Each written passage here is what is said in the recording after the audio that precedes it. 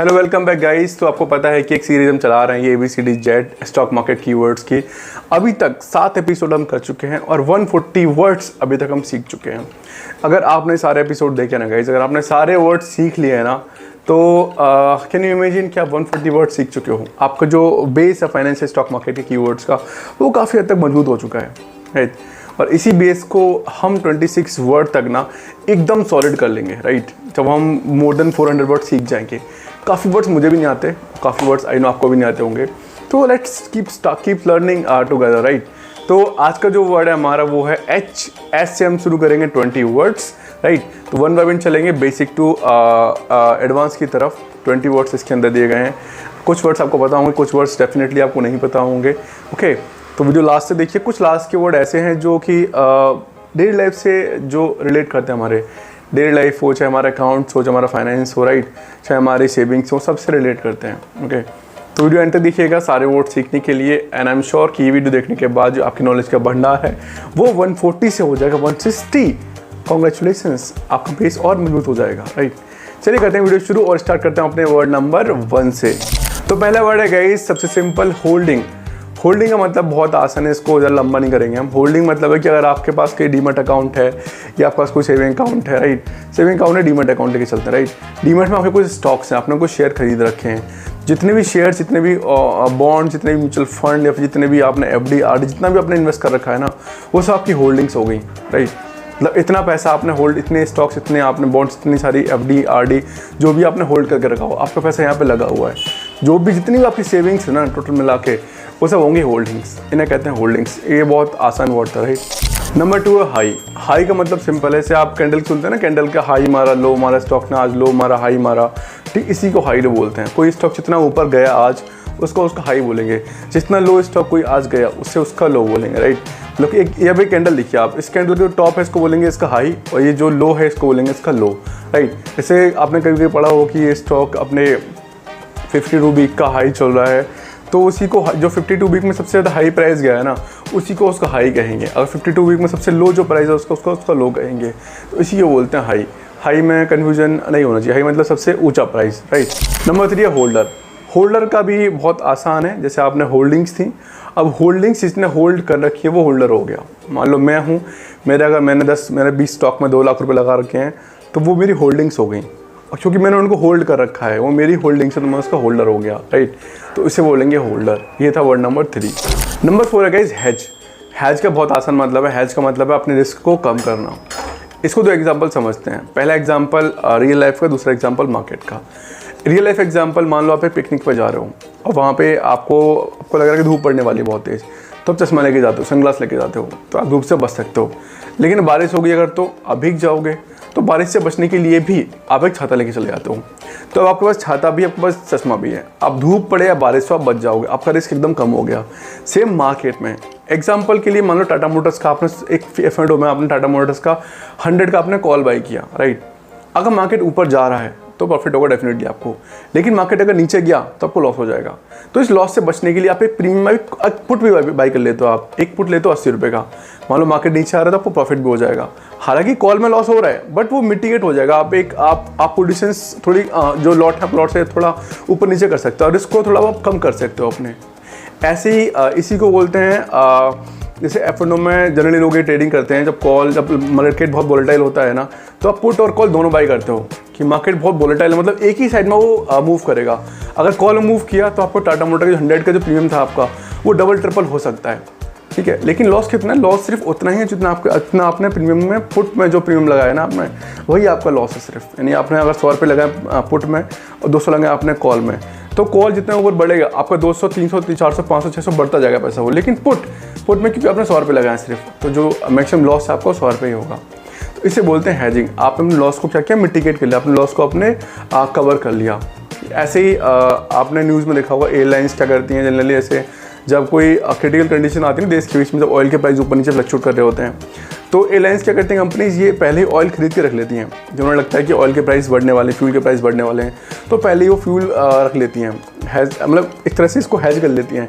अपने रिस्क को उन्होंने कम कर लिया कि कल को फ्यूल के प्राइस अगर बढ़ गए तो उन्हें महंगे में खरीदना पड़ेगा। तो महंगे में खरीदने से बेटर है कि वो पहले ही सस्ते में फ्यूल खरीद के रख लें अपने पास। इस कंडीशन को बोलते हैं हैज, जब आप अपने रिस्क को कम कर लेते हो, राइट, इसे बोलते हैं हैज। नंबर 5 है guys hard currency. Hard currency वो करेंसी होती है जो बहुत ही स्टेबल और बहुत ही ट्रस्टेबल होती है। सबसे अच्छा एग्जांपल है इसका यूएस डॉलर। यूएस डॉलर का जो बोलबाला है ना, जो डॉलर जो अमेरिका में चलता है, उस डॉलर का बोलबाला पूरी दुनिया में है, राइट। वो डॉलर हर जगह चलता है। जैसे कि आपने देखा बहुत सारी कंपनीज इंडिया में भी है जो कि जब अपने रिजल्ट अनाउंस करती हैं, जब उनकी नॉट या जो उनकी नेटवर्थ है, जब उसको कैलकुलेट किया जाता है ना, तो डॉलर में किया जाता है कि इस फलाना कंपनी की जो नेटवर्थ है इतना बिलियन डॉलर है, इतने बिलियन यूरोज है, इतने बिलियन येन है, राइट। इस कंपनी का रिजल्ट इतने बिलियन डॉलर निकला है, इतने बिलियन इसने कमाई की है, राइट। और जब कंपनीज में जो प्रोजेक्ट था वो भी इतने बिलियन बनाना है, इतने बिलियन बनाना है, तो वो कहाँ से आया? वो यूएस से आया, राइट। तो डॉलर सबसे अच्छा एग्जाम्पल है एक हार्ड करेंसी का। नंबर 6 है guys hair cut. Hair cut वो बाल वाला कट नहीं है। हेयर कट, फाइनेंस में हेयर कट का मतलब होता है कि जब आप किसी बैंक से, किसी लेंडर से लोन लेते हो ना, तो लोन के वक्त आपके जो एसेट की रियल वैल्यू है ना, उस वैल्यू को रियल वैल्यू से थोड़ा कम मान लेना, समझे? नहीं, ओके, एग्जांपल समझाता हूँ। जैसे मान लो आपके पास 1000 रुपये का गोल्ड पड़ा हुआ, राइट, और आप किसी बैंक के पास जाते हो लोन लेने के लिए, तो आप बैंक को अपना लोन गिरवी रखते, अपना जो गोल्ड है वो गिरवी रखते हो, गोल्ड, ठीक है। तो बैंक आपको सिर्फ, आपका गोल्ड 1000 का था, बट बैंक आपको 800 रुपये देगा सिर्फ। आप कहोगे यार गोल्ड तो 1000 का है, तो 800 क्यों दे रहे हो आप? तो वहाँ ये जो 200 का डिफरेंस है ना, इसी को हम हेयर कट कहेंगे। बैंक 200 रुपये रख लेता है, क्योंकि अगर मान लो इससे अपने रिस्क को कम कर रहा है, अगर मान लो कल को अगर प्राइस गिरे, राइट, अगर गोल्ड के जो प्राइस दाम कम हुए, तो बैंक वाले को लॉस हो जाएगा। तो उस लॉस को कवर करने के लिए ही बैंक जो है 200 का रख लेते हैं, 200 रुपये रख लेते हैं, 200 प्राइस कम कर लेते हैं। इसको बोलते हैं हेयर कट। वो अपने लॉस को कवर करता है। अगर कल को ऊपर नीचे गोल्ड के प्राइस हुए तो उसे लॉस ना हो, आपका गोल्ड रख ले, और आपने जो पैसा लिया, मान लो कल का पैसा उसको नहीं वापस करते हो, तो उसे लॉस नहीं होना चाहिए बस। तो इसे कहते हैं हेयर कट। जनरली ये लैंडर्स और जो बोरोअर्स हैं या फिर जो बैंकर्स हैं, वो लोन देते समय इसको कंसिडर करते हैं। इसे बोलते हैं हेयर कट। नंबर 7 है गाइस हॉरिजॉन। हॉरिजॉन भी बहुत आसान है। हॉरिजॉन का सिंपल सा मतलब है कि अगर आपकी जो इन्वेस्टमेंट है, आपने उसका टाइम पीरियड कितना, आप कितने टाइम पीरियड के लिए उसको इन्वेस्ट करके रखना चाहते हैं, कितने टाइम पीरियड के लिए आप उसको होल्ड करना चाहते हैं। जैसे मान लो आपने अगर 1-2 महीने के लिए, आप 1-2 साल के लिए होल्ड करें, तो आपका शॉर्ट टर्म हॉरिजॉन हो गया। अगर वही इन्वेस्टमेंट आप सालों साल, 10 साल, 20 साल या फिर लॉन्ग 30 साल के लिए कर रहे हो, लॉन्ग आप वेल्थ क्रिएट करना चाहते हो, लॉन्ग टर्म के लिए कर रहे हो, बहुत लॉन्ग टर्म के लिए कर रहे हो, तो उसे कहेंगे हम लोग long term horizon. Horizon simple से एक टाइम पीरियड है, जितने टाइम पीरियड के लिए आप अपने होल्डिंग्स को, अपने जो इन्वेस्टमेंट है उसको होल्ड करते हो। अगर लॉन्ग टाइम के लिए होल्ड करो तो वो लॉन्ग टाइम हॉरिजॉन हो गया, शॉर्ट के लिए होल्ड करो तो वो शॉर्ट टाइम हॉरिजॉन हो गया। तो हॉरिजॉन का मतलब क्या है? एक टाइम पीरियड बेसिकली, जिस टाइम के लिए अपना आप होल्डिंग्स को, अपनी इन्वेस्टमेंट को होल्ड करते हो। नंबर 8 है guys hurdle rate. Hurdle rate भी एक तरह का इंटरेस्ट रेट ही है जो आपको आपकी इन्वेस्टमेंट पे मिलना ही चाहिए, जो आपको अपनी इन्वेस्टमेंट पे कमाना ही चाहिए, राइट। जैसे एग्जांपल के लिए एफडीज है, राइट। तो एफडी में 7% मिलता है आपको साल का, तो 7% एक तरह से हर्डल रेट हो गया, यानी मिनिमम आपको इतना रेट, तो आपको इतना इंटरेस्ट तो आपको मिलेगा ही मिलेगा। Mutual fund basically, mutual fund normally 12% या फिर स्टॉक्स 12% रिटर्न दे देते हैं एक साल के अंदर, तो वो एक तरह से हर्डल रेट हो गया कि आपको आपकी इन्वेस्टमेंट पे इतना रिटर्न तो आपको मिलना ही चाहिए, राइट। एग्जाम्पल, आपको कोई दोस्त है, आपसे अगर 2 लाख मांगता है आपसे, राइट, वो बोलता है कि मुझे शॉप खोलनी है, 2 लाख दे दे मेरे को, राइट। और वो फिर आप उससे बोलते हो मैं आपको 2 लाख दे तो दूंगा तेरे को मैं, लेकिन तू मुझे कितना रिटर्न देगा? अगर आपको उसने आपको बोला कि भाई मैं तेरे को साल का 10% दे दूंगा, तो क्या आप उसको 2 लाख दोगे? नहीं दोगे, क्योंकि ये हर्डल रेट नहीं है। हर्डल वो मिनिमम रेट है, वो मिनिमम इंटरेस्ट है जो आपको आपके पैसे पे मिलना ही चाहिए। आप उसको 10% पे देने से बेटर कि आप 2 लाख को एफडी में डाल दोगे, राइट। वो बात अलग है कि आपका जिगरी यार है तो आप दे दोगे उसको, राइट, पीडी में भी दे दो, कोई दिक्कत नहीं है। लेकिन हर्डल रेट अगर आप उसको देने से बेटर है कि आप एफडी में डाल दोगे या फिर आप म्यूचुअल फंड में डाल दोगे, कि आपको वहाँ पे कम से कम 12% रिटर्न तो मिलेगा ही मिलेगा, 10% मिलने की बजाय, राइट। तो क्या समझे? हर्डल रेट मतलब कि वो मिनिमम रेट जो आपको आपकी इन्वेस्टमेंट पे मिलना ही चाहिए, जो आपको कमाना ही कमाना है, कोई ऑप्शन नहीं है, तो उसे बोलते हैं हम हर्डल रेट। नंबर 9 है गाइस हिस्टोरिकल वोलेटिलिटी। इसका मतलब है कि कोई स्टॉक पास्ट में कितना ऊपर नीचे गया, पास्ट में उसका जो उतार चढ़ाव है कितना ज़्यादा हुआ है, कितना वोलेटाइल वो स्टॉक रहा है। मान लो कोई एक स्टॉक है ए, अगर पास्ट में वो बहुत ऊपर नीचे हुआ, राइट, तो इसका मतलब क्या है? वो स्टॉक बहुत वोलेटाइल है, वो स्टॉक बहुत रिस्की हो सकता है। तो ऐसे स्टॉक में जो लॉन्ग टर्म इन्वेस्टमेंट से लोग बचते हैं, लेकिन ये स्टॉक शॉर्ट टर्म के लिए बहुत अच्छे होते हैं। मैं लाइक ऑप्शंस के लिए, इंट्राडे के लिए स्टॉक बहुत अच्छे होते हैं, राइट। तो इसे बोलते हैं हिस्टोरिकल वोलेटिलिटी। इसके बेस पे ही कुछ इन्वेस्टर्स लॉन्ग टर्म में इन्वेस्ट करने का प्लान करते हैं। मान लो कोई स्टॉक बहुत ज़्यादा वोलेटाइल है तो वो रिस्की हो सकता है, बट वो कोई स्टॉक है जो बहुत कम वोलेटाइल है, वो धीरे धीरे सीढ़ी चढ़ रहा है, तो वो सेफर माना जाता है। वहाँ पे लोग इन्वेस्टमेंट करना मतलब ज़्यादा रिस्क नहीं समझते, राइट। तो जितना स्टॉक वोलेटाइल होगा उतना रिस्क बढ़ेगा, जितना कम वोलेटाइल उतना रिस्क कम होगा। नंबर 10 है गाइस हेज फंड। आपने म्यूचुअल फंड सुना होगा। म्यूचुअल फंड और हेज फंड, यहाँ सिर्फ फ़र्क इतना है कि जो म्यूचुअल फंड है वो आम लोगों के लिए होता है, मतलब हमारे तुम्हारे से लोगों के लिए होता है, और हेज फंड होता है बहुत ही रिच पीपल्स के लिए, बहुत ही वेल्थी पीपल्स के लिए, राइट। हेज फंड में क्या करते हैं, सिंपल देखो, म्यूचुअल फंड समझो पहले। म्यूचुअल फंड अगर आपने समझ लिया तो हेज फंड भी आप समझ जाओगे। म्यूचुअल फंड में क्या होता है कि बहुत छोटे छोटे लोग हैं, हम जैसे नॉर्मल जो मीडियम इन्वेस्टर होते हैं, राइट, वो वहाँ पैसा लगाते हैं। वहाँ पे एक फंड मैनेजर पैसे को मैनेज करता है under some guidelines of the SEBI, right. तो कुछ गाइडलाइंस के अंदर रह के वो फॉलो करता है रूल्स को, और हमारे पैसे को कहीं ना कहीं इन्वेस्ट करता है स्टॉक्स में, जिससे हमें एक रिटर्न मिलता है, राइट। जिससे हमें मॉडरेट रिटर्न मिलता है, 12%, 13%, 14%, 10%, ऐसे हमें रिटर्न मिलता है। वहीं second side hedge fund. Hedge fund क्योंकि यहाँ पे बहुत रिच पीपल होते हैं, बहुत ही अमीर पीपल, कुछ क्राइटेरियाज होते हैं जिनकी बेस पे लोग यहाँ पे आते हैं, राइट। नॉर्मल पीपल यहाँ पे इन्वेस्ट नहीं कर सकते, बहुत ही रिच पीपल। तो रिच पीपल हैं तो पैसे बहुत ज़्यादा होंगे, पैसे बहुत ज़्यादा हैं तो रिस्क बहुत ज़्यादा होगा, राइट। तो ये फंड है, ये वो फंड है, यहाँ पे बहुत सारे बड़े बड़े लोग, यानी बहुत ही रिच पीपल, बड़े बड़े इन्वेस्टर्स मिलके पैसा लगाते हैं, राइट। एक पूल बनाते हैं और इन सारे पैसों को एक फंड मैनेजर मैनेज करता है। जैसे म्यूचुअल फंड में मैनेज करता है, ऐसे ही हेज फंड में एक मैनेजर इन सब पैसों को मैनेज करता है, और इन सारे पैसों को कुछ हाई रिस्क वोलेटिलिटी स्टॉक्स में, फिर जहाँ पे हाई रिटर्न्स मिलते हैं, वहाँ पे इन पैसों को लगाया जाता है, क्योंकि रिस्क बहुत ज़्यादा होता है हेज फंड में, और इंटरेस्ट भी ज़्यादा होता है और लॉस भी बहुत ज़्यादा होता है। और ये जो हेज फंड है बहुत रिस्की होते हैं, राइट। फ़र्क इतना है बस कि हेज फंड एक अमीर लोगों का गेम है और जो म्यूचुअल फंड है एक नॉर्मल लोगों का गेम है, राइट। बस इतना ही फ़र्क है हेज फंड और म्यूचुअल फंड में, ओके। नंबर 11 है guys high yield bond. High yield bond मतलब कंफ्यूज मत होना, हाई यील्ड बॉन्ड आप ऐसे समझ सकते हो कि हाई यील्ड बॉन्ड का मतलब है high interest rate bond, right. ऐसे बॉन्ड जिनमें रिस्क बहुत ज़्यादा होता है, जिनके अंदर आपको इंटरेस्ट भी आपको बहुत ज़्यादा मिल सकता है, प्रॉफिट ज़्यादा हो सकता है, आपको लॉस भी ज़्यादा हो सकता है, तो इन्हें बोलते हैं हम लोग high risk bond, high yield bond. Number 12 है guys high frequency trading, HFT। HFT का मतलब, जैसे कि पहले एग्जांपल समझो आप, जब हम और आप ट्रेड करते हैं, हम लोग जब नॉर्मल पीपल ट्रेड करते हैं तो हम क्या करते हैं, हम फ़ोन में देखते हैं चार्ट, हम लैपटॉप में चार्ट देखते हैं और बाई से ऑर्डर लगाते हैं, राइट। तो ये लो फ्रीक्वेंसी ट्रेड हो गई, यानी हमें बहुत टाइम लग रहा है ट्रेड को काटने में, स्टॉपर्स लगाने में, फिर चार्ट देखने में। लेकिन वहीं जब एक कंप्यूटर ट्रेड करता है, जब एक एल्गो ट्रेडिंग होती है, राइट, तो उसे हम हाई फ्रीक्वेंसी ट्रेडिंग बोलते हैं, HFT बोलते हैं, क्योंकि वहाँ पे कंप्यूटर्स बहुत ही फास्ट ट्रेड ले रहे होते हैं, राइट। उन्हें बोलते हैं हम हाई फ्रीक्वेंसी ट्रेडिंग। जब कोई कंप्यूटर ट्रेड कर रहा है ह्यूमन के बिहाफ पे, जब ट्रेडिंग एल्गोरिथमिक ट्रेडिंग हो रही है, तब उसे हाई फ्रीक्वेंसी ट्रेडिंग बोलते हैं, क्योंकि वहाँ पे जो स्टॉप लॉस या फिर टारगेट्स या बाई सेल के जो ऑर्डर्स होते हैं बहुत ही फास्ट होते हैं, बहुत ही हाई फ्रीक्वेंसी के साथ होते हैं, इसलिए उसको बोलते हैं HFT, हाई फ्रीक्वेंसी ट्रेडिंग। ऐसी ट्रेड जो बहुत फास्ट होती हैं, जिन्हें कंप्यूटर्स करते हैं, उन्हें बोलते हैं हम लोग हाई फ्रीक्वेंसी ट्रेडिंग। नंबर 13 है guys hyper inflation. Hyper inflation एक ऐसी सिचुएशन है या फिर एक ऐसी कंडीशन है जहाँ पे इन्फ्लेशन जो बहुत हाई पहुँच जाता है, एकदम टॉप पे पहुँच जाता है, वहाँ पे पैसे की जो वैल्यू एकदम ज़ीरो हो जाती है। सबसे अच्छा एग्जांपल है इसका जिम्बाब्वे और वेनेजुएला। आपको पता है जब इस टाइम जहाँ पे जब हाई इन्फ्लेशन हुआ था, तो उस टाइम पे पैसे की वैल्यू एकदम ज़ीरो हो गई थी। लोग थाली भर भर के पैसे लेके जा रहे थे खाना खरीदने के लिए, राइट। जब ऐसी कंडीशन की देश पे आती है ना, तो उसे कहते हैं हम लोग हाइपर इन्फ्लेशन। अगर इन्फ्लेशन कंट्रोल में नहीं है तो पैसे की वैल्यू एकदम ज़ीरो हो जाती है, बट होप सो इंडिया में अभी तक ऐसा कभी कुछ हुआ नहीं है। नंबर 14 है गाइस हाइपोथिकेशन। हाइपोथिकेशन एक ऐसी कंडीशन है जब आप किसी बैंक या किसी बोरो किसी लेंडर को ना अपने एसेट की जगह पे आप उससे क्या लेते हो, लोन लेते हो, बट आप उसको अपना एसेट देते नहीं हो, राइट। एग्जांपल जैसे आपका घर है, अगर आप एक होम लोन लेते हो किसी बैंक से, तो आप अपने घर जो बैंक को देते नहीं हो, राइट। उस आप घर में आप रहते हो, बट आपको आपके होम के बिहाफ पे, आपको घर के बिहाफ पे आपको लोन मिल जाता है, तो इस कंडीशन को कहते हैं हाइपोथिकेशन। जब आप अपने एसेट को बिना किसी लेंडर, किसी बैंकर या फिर किसी बोरो जो आपको पैसे दे रहा है, उसको अपने एसेट का अधिकार दिए बिना आपको अगर वहाँ से लोन मिल जाता है, तो इस कंडीशन को हम कहते हैं हाइपोथिकेशन।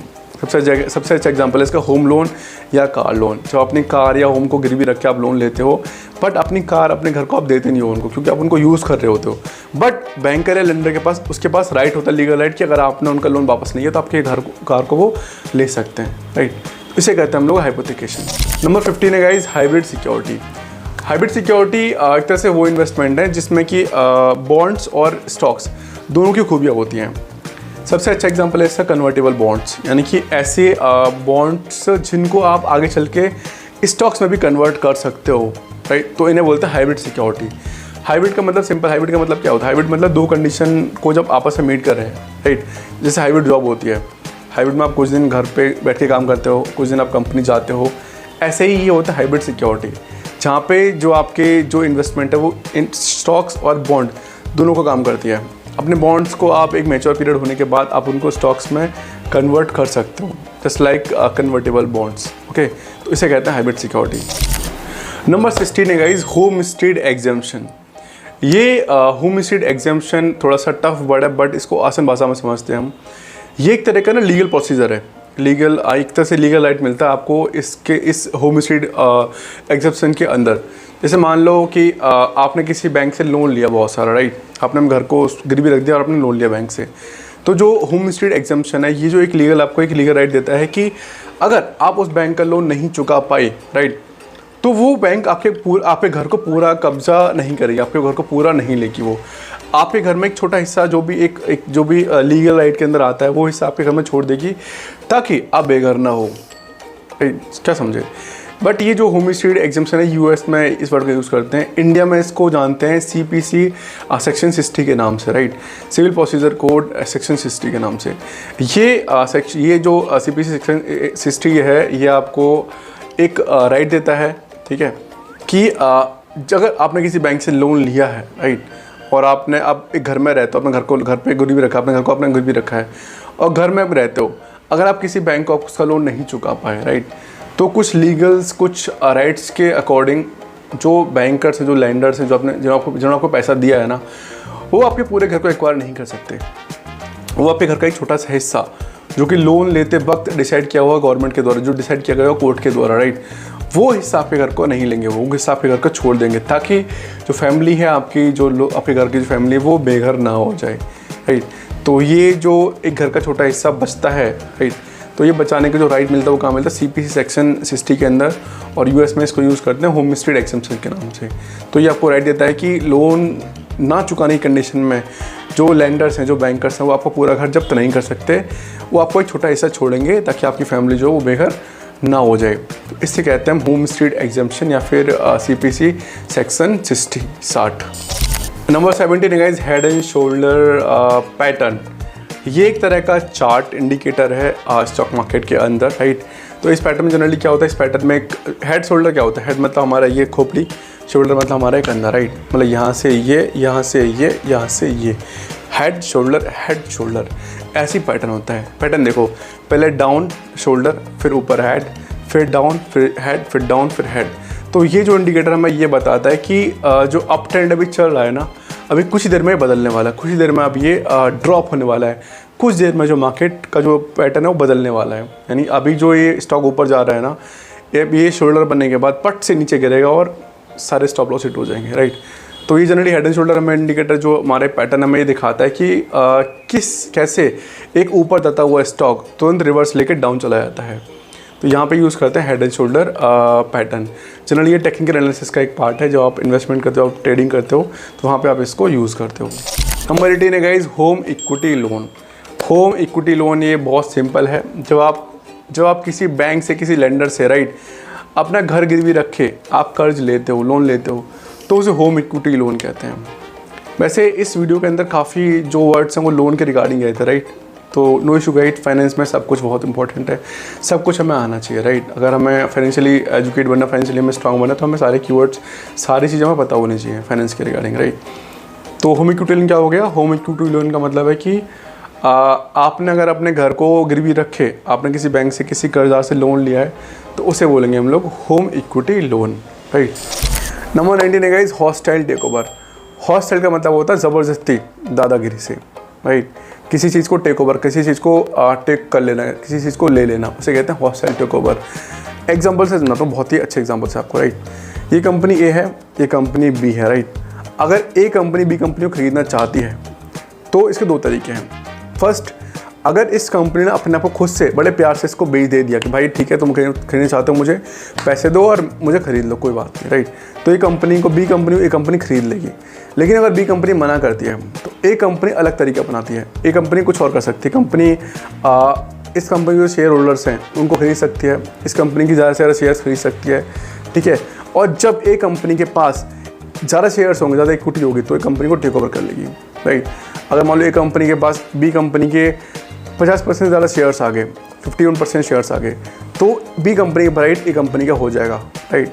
इसे कहते हैं हॉस्टाइल टेक ओवर, यानी ज़बरदस्ती किसी कंपनी को किसी एसेट को खरीद लेना, फिर किसी एसेट को ले लेना, उसे कहते हैं हॉस्टाइल टेक ओवर। ओके, तो गाइस इस वीडियो का लास्ट टर्म है हॉट मनी। हॉट मनी मतलब गर्म पैसा नहीं होता। हॉट मनी का मतलब है वो पैसा जो प्रॉफिट कमाने के लिए एक कंट्री से दूसरी कंट्री, एक मार्केट से दूसरी मार्केट में बहुत तेज़ी से घूमता रहता है, राइट। जैसे एग्जांपल, यूएस में एक बंदा बैठा हुआ है, उसके पास 10 करोड़ रुपए हैं, राइट, और वहाँ पे जो एफडीज़ हैं उससे एफडी में रिटर्न मिल रहा है उसको 7%।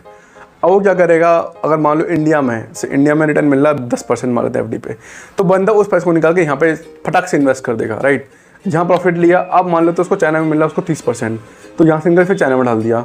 अब वापस उसको यूएस में मिल रहा 45%, तो चाइना से निकल के यूएस में डाल देगा, ठीक है। तो इस तरीके से पैसा घूमता रहता है ना अदर कंट्रीज़ में प्रॉफिट कमाने के लिए, तो उसे बोलते हैं हम लोग हॉट मनी, राइट। यानी इंस्टेंट प्रॉफिट, जल्दी से प्रॉफिट कमाना और वहाँ से कट जाना, उसे बोलते हैं। इस मान लो इंडिया में मार्केट क्रैश होने वाला, राइट, उसे पता चल गया तो पैसे इंडिया में डाल देगा। इंडिया से मार्केट क्रैश हुआ, पैसा निकाला, फिर बाहर मान लो चाइना में कुछ अनप्रेजेंट कुछ होने वाला है, वहाँ पैसा डाला, वहाँ से प्रॉफिट निकाला, वहाँ से गायब। इसे बोलते हैं हॉट मनी। जब आपका पैसा घूमता रहता है ना इंस्टेंट प्रॉफिट कमाने के लिए, छोटे छोटे प्रॉफिट कमाने के लिए घूमता रहता है market to market, country to country, तो उससे बोला जाता है हॉट मनी। ओके, तो गाइस ये थे हमारे एच से स्टार्ट होने वाले 20 कीवर्ड्स। तो अब हमारे जो नॉलेज का भंडार है वो पहुंच चुका है 160, राइट। ABCDEFGH तक हम सीख चुके हैं और परसों हम सीखेंगे 20 वर्ड्स फाइनेंस स्टॉक मार्केट के स्टार्ट होने वाले आई से। आई से सबसे इंपॉर्टेंट वर्ड है, सबसे इंटरेस्टिंग वर्ड है इन्वेस्टमेंट। तो डोंट वरी गाइस, आई से स्टार्ट करेंगे 20 वर्ड्स और जो हमारे नॉलेज का भंडार है उसको थोड़ा और बढ़ाएंगे। 160 हम पहुंच चुके हैं, हमने 0 से स्टार्ट किया था, हमने 0 से स्टार्ट करते करते हम 160 तक हम पहुंचने वाले हैं अब, ठीक है। और एक दिन ऐसा है कि हम ये 500 क्रॉस कर जाएंगे। पहले सोच के अच्छा लगता है, राइट। गाइस अगर वीडियो अच्छा लगा तो प्लीज़ लाइक कीजिएगा, चैनल को सब्सक्राइब कीजिएगा, दोस्तों को अपने शेयर कीजिएगा। अगर आपने वीडियो यहाँ तक देखा है तो मुझे कमेंट करके बताना कि आपकी इन्वेस्टमेंट का होरिजोन क्या है, आपने क्या डिसाइड किया, 10 साल से डिसाइड किया है, अपना 20 साल तक इन्वेस्टमेंट किया, 30 साल के लिए किया, अपना फिर 60 साल की इन्वेस्टमेंट किया है। तो आपकी इन्वेस्टमेंट का होरिजोन क्या है कमेंट में ज़रूर बताना। थैंक यू, बाय बाय, हरे कृष्णा। मिलते हैं हम लोग परसों एक और वीडियो में, एपिसोड नंबर 9। Thank you.